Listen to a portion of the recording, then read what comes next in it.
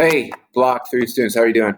I know it's been kind of a wild week, but I really hope that you've had a chance to work on the ONSHAPE and get some of those blocks drawn.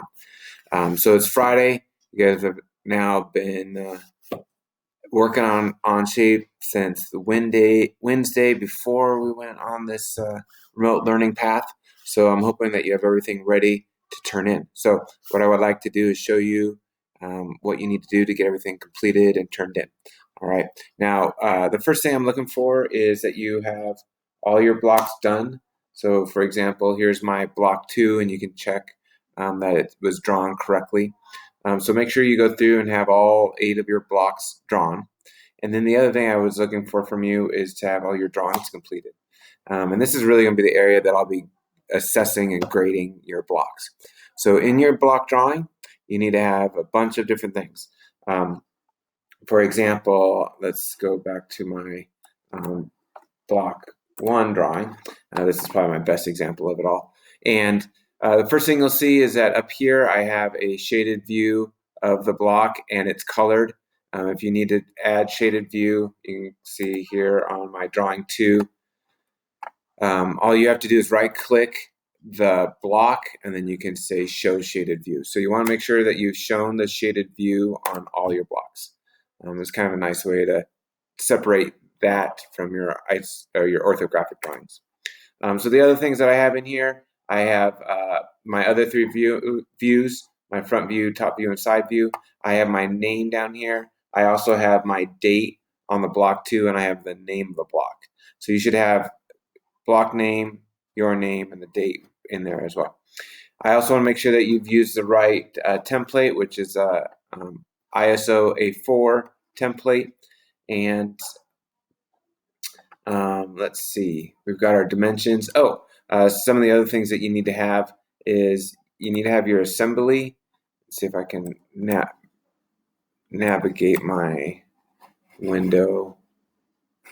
I can't get to my assembly. Darn it. Let's see, there we go. Okay. Here I have the assembly, and I have all 8 of my blocks in there, which is a really nice way to see. And you can see all 8 blocks are colored differently. And then also you need to have that car assembly completed too. So once you have all those things done, and they should all be in the same document, just like I have here. I have drawing 8 and drawing 4, and everything's all in the same one document. Then you're ready to turn it in. And turning it in is really easy. It's just like turning in a Google Doc. All you have to do is click up here and hit share, and then you'll type in my name, and that should be my email, which is jaswift@jeffcoveschools.us, and make sure that I can edit your drawing. But if you do that and you hit share, I'll be able to take a look at your work, and I'm going to grade you from there. This assignment is worth 30 points, so it's really important that you get it completed. And what I'll do is I'll grade it after we come back from spring break.